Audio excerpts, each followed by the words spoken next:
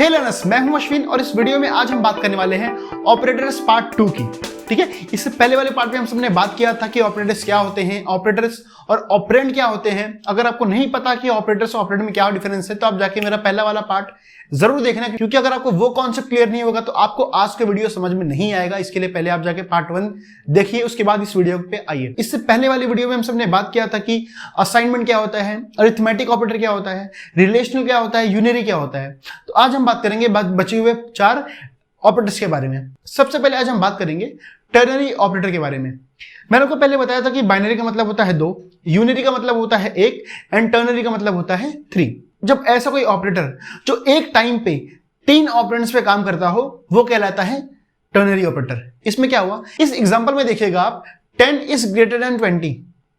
क्या ये कंडीशन सही है? क्या 10 की वैल्यू बड़ी है 20 से? नहीं भाई, गलत है। तो जो गलत लिखा होगा वो ये कंडीशन को फॉलो करेगा, चलाएगा, और जो सही अगर होगा तो ये कंडीशन चलेगा। दूसरे एग्जांपल में ऐसा देखिए कि अगर क्या 10 की वैल्यू छोटी है 20 से?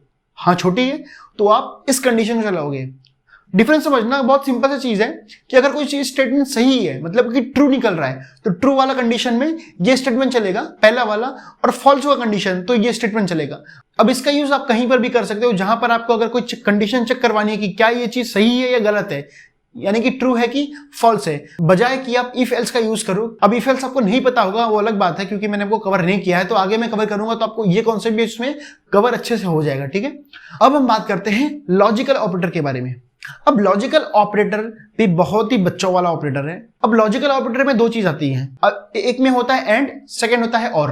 एंड में मतलब क्या होता है कि एंड में दोनों भी ऑपरेंड्स ट्रू होनी चाहिए, तो जाके आपकी फाइनल वैल्यू ट्रू आएगी।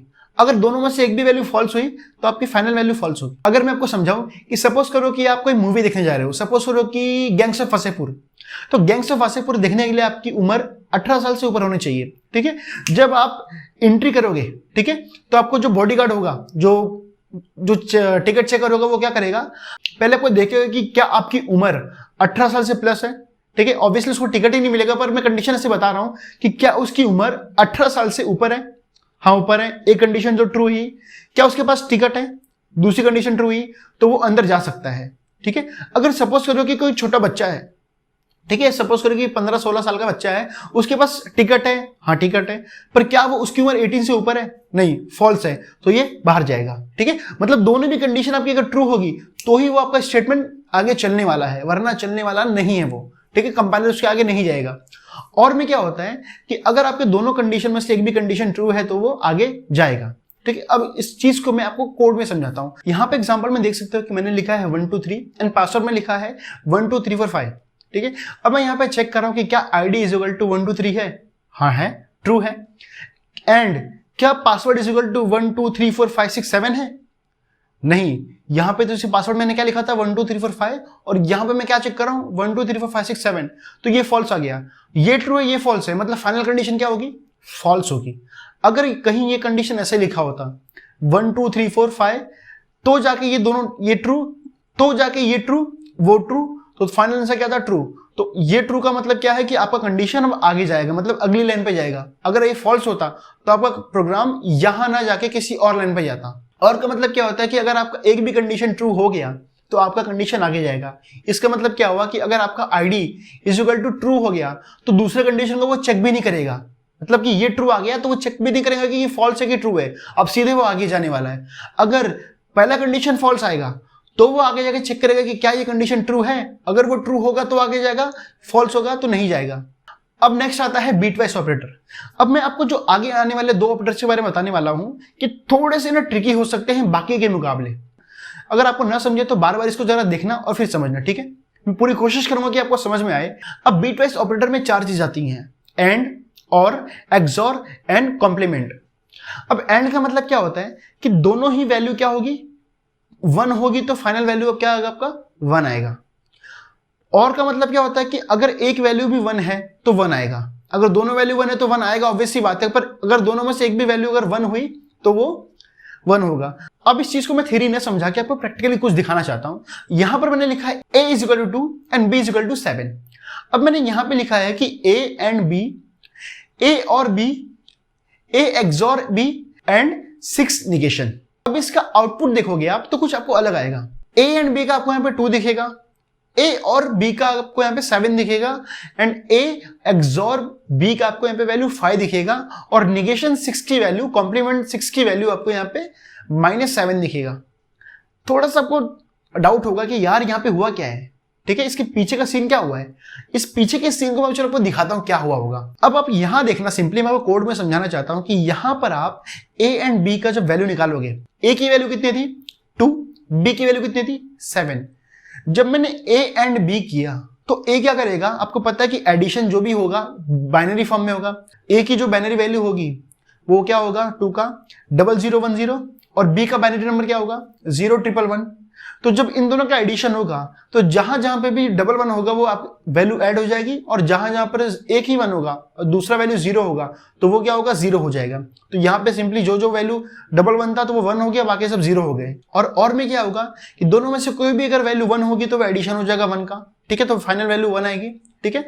एक्सॉर में क्या होगा, या तो वो या तो ये दोनों सेम नहीं होने चाहिए, ठीक है, दोनों भी 1 या दोनों 0 नहीं होने चाहिए। अगर दोनों भी सेम होगा तो वो वैल्यू क्या होगी 0 होगी, और दोनों भी डिफरेंट होगा तो वैल्यू 1 होगा। तो यहां पर देखो कि 1 होगा। इसके लिए इसका जो फाइनल आउटपुट आया आपको बाइनरी फॉर्म से डेसिमल फॉर्म में निकालेंगे तो सभी का वैल्यू आपको नीचे दिख सकता है। अब आपको पता है कि नेगेटिव वैल्यू दिखाने के लिए कंपाइलर हमेशा टूस कॉम्प्लीमेंट मेथड यूज करता है। टूस कॉम्प्लीमेंट मेथड क्या होता है, आपकी जो भी वैल्यू होगी पहले तो आप वो लिख लोगे। जैसे यहाँ पे इस केस में 6 है तो 6 का जो भी बाइनरी नंबर होगा वो 1 नंबर आ जाएगा, ठीक है। अब इसके पहले पोजीशन पे आपको पता है कि 0 होगा तो 1 होगा, 0 होगा तो पॉजिटिव होगा, 1 होगा तो नेगेटिव होगा। तो वो क्या करेगा कंपाइलर, इसके पहले पोजीशन पे 1 ऐड कर देगा, ठीक है। तो नेगेटिव क्या तो वो वैल्यू क्या हो जाएगी कि नेगेटिव वैल्यू हो जाएगी। तो अब आपको इसमें टूस कॉम्प्लीमेंट मेथड अप्लाई करना है। तो टूस कॉम्प्लीमेंट मेथड अप्लाई करने के लिए आपको इसमें 1 का एडिशन करना होगा।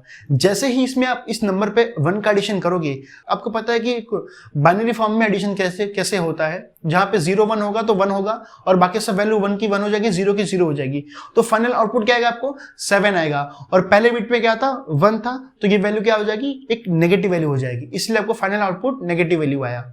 अब आपके मन में डाउट आएगा कि बिट वाइज ऑपरेटर का हम यूज कहां पे करते हैं रियल टाइम में। देखिए, बिट वाइज ऑपरेटर का यूज मेरे हिसाब से तो आप कभी करोगे भी नहीं, और करोगे तो उसका यूज कहां पे होता है मैं आपको बता दूं। अब बिट वाइज ऑपरेटर का बेसिकली यूज होता है मेमोरी को कम कंज्यूम करना, ठीक है, मेमोरी को बचाने के लिए यूज होता है। जब भी आपको ऐसा सॉफ्टवेयर देखते हो जिसमें कंप्रेस किया जाता है तो कंप्रेशन टेक्निक के लिए आपको बिट वाइज ऑपरेटर का यूज किया जाता है, या फिर इंक्रिप्शन के लिए भी इसका यूज किया जाता है, ठीक है। अब हम सबसे लास्ट में बात करेंगे शिफ्ट ऑपरेटर का। शिफ्ट ऑपरेटर की बात करने से पहले एक डिस्क्लेमर ऐड करना चाहूंगा कि शायद ही आप इस कॉन्सेप्ट को कभी यूज करो अपने लाइफ में, अगर आप एक रियल कोडर या फिर एक कॉम्पिटिटिव प्रोग्रामर नहीं हो तो, ठीक है, वरना शायद ही आप कभी इस कॉन्सेप्ट को यूज करने वाले हो। फिर भी आप इसको सीख लो क्या होता है। शिफ्ट ऑपरेटर बेसिकली आपके वैल्यू के जो बिट्स होती हैं, सपोज करो कि आपने 2 लिखा है तो 2 की जो वैल्यू होगी बिट्स में, मतलब कि बाइनरी फॉर्म में, उस बाइनरी वैल्यू को शिफ्ट करने के लिए, ठीक है। इसका मैं प्रैक्टिकल एग्जांपल दिखाता हूं कि सपोज करो आपने 10 लिखा है तो 10 की वैल्यू को शिफ्ट करने के लिए राइट में या फिर लेफ्ट में इसका यूज करते हैं। अब शिफ्ट ऑपरेटर का जावा में 3 टाइप्स के हैं। पहला होता है राइट ऑपरेटर, सेकंड होता है left shift operator, and third होता है zero fill right shift operator. अब इन तीनों का मतलब क्या होता है हम एक करके सीखते हैं। सबसे पहले बात करते हैं लेफ्ट शिफ्ट ऑपरेटर का। लेफ्ट शिफ्ट ऑपरेटर का मतलब होता है कि आपके बिट को शिफ्ट करना लेफ्ट में उतने टाइम्स जितना यूजर ने मेंशन किया है। यहां पर मैं आपको इस चीज को एग्जांपल से समझाना चाहूंगा।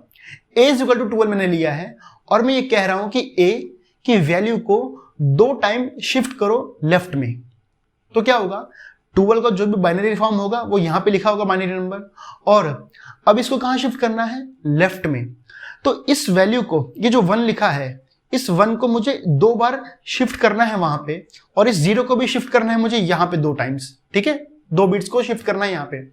तो ऑब्वियसली मुझे इसके राइट में 2 0 ऐड करने पड़ेंगे, तो ऑब्वियसली ये सारे बिट्स वहां पे हो चुके होंगे, ठीक है। तो अब इसकी वैल्यू चेंज होकर कितनी हो गई होगी 48, ठीक है।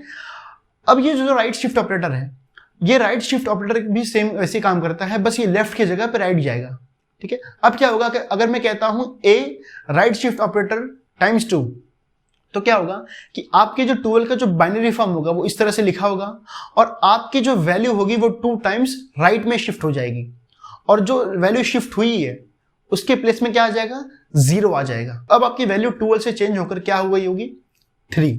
अब हम बात करेंगे लास्ट में zero fill right shift operator की। अब ये थोड़ा सा ट्रिकी हो सकता है आपको समझने के लिए। देखो क्या होता है, zero fill right shift operator का मतलब ये होता है कि आपकी वैल्यू हमेशा हमेशा हमेशा पॉजिटिव में रहने वाली है। ठीक है, मैंने आपको डेटा टाइप के कॉन्सेप्ट में समझाया था कि आपका जो पहला बिट होगा अगर वो 0 होगा तो पॉजिटिव वैल्यू होगी, 1 होगा तो नेगेटिव वैल्यू होगा। तो जीरो फिल में क्या होता है कि आपकी जो भी वैल्यू होगी उसके पहले पोजीशन पे हमेशा 0 होगा और वो हमेशा वैल्यू आप नेगेटिव में लिखो फिर वो आपको वैल्यू पॉजिटिव में ला के देगा। आई होप आपको इस वीडियो से बहुत कुछ सीखने मिला होगा। तब तक के लिए बाय बाय।